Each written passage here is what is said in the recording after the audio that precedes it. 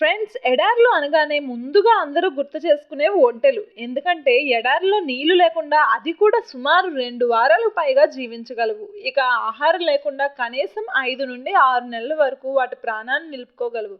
అందుకే ఒంటికి dessert ships అని పేరు. ఒంటెలు అనగానే మన కంటికి ముందుగా కనిపించేవి మూపురం. వీటినే హంప్స్ అంటారు. ఒంటెలు తమ వీపుపై ఉండే మూపురాల్లో వాటర్ని స్టోర్ చేసుకుంటాయని అనుకుంటారు, కానీ హంప్స్ లో ఉండేవి ఫ్యాట్ అండి. ఈ మూపురాలు మండు టెండల్లో, అది కూడా తడి లేని ఎడారుల్లో ఒంటెలు అలసిపోకుండా ప్రయాణించేందుకు ఉపయోగపడతాయి.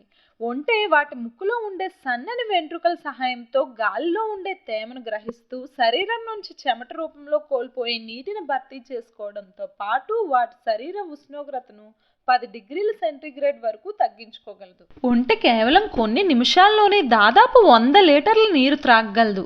వీటి రక్తంలో రెడ్ బ్లడ్ సెల్స్ గోళాకారంలో ఉండడం వల్ల ఎంత నీరు తాగినా సరే ఆ నీరు విచ్ఛిన్నమయ్యే ప్రమాదం ఉండదు. ఒంటికు చెమట త్వరగా పట్టదు. ఒకవేళ చెమట పట్టాలంటే ఉష్ణోగ్రత 41 డిగ్రీ సెంటీగ్రేడ్ దాటాల్సిందే. ఒంటి కనుగుడ్లకు కనురెప్పలకు మధ్య ఒక సన్నని పొర లాంటిది ఉంటుంది. ఈ పొర ఇసుక కళ్ళలో పడకుండా కాపాడుతుంటుంది. ఇసుక దుమ్ము రేగిన సమయంలో ముక్కు రంధ్రాలను మూసుకోగలిగే శక్తి ఒంటెలకు ఉంటుంది.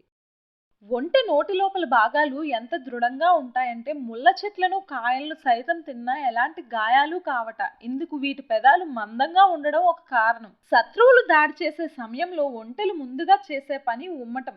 ఆకుపచ్చ రంగులో ఉండే చిక్కటి ద్రవాన్ని శత్రువులపై ఉమ్ముతుంది. ఆ జిగురును వదిలించుకోవడం, ఆ వాసన భర్తీ చేయడం చాలా కష్టమట. ఒంటె పాలిస్తుంది. వీటి పాలలో చక్కెర, కొవ్వు శాతం ఆవు పాలలో కంటే తక్కువగా ఉంటాయంట.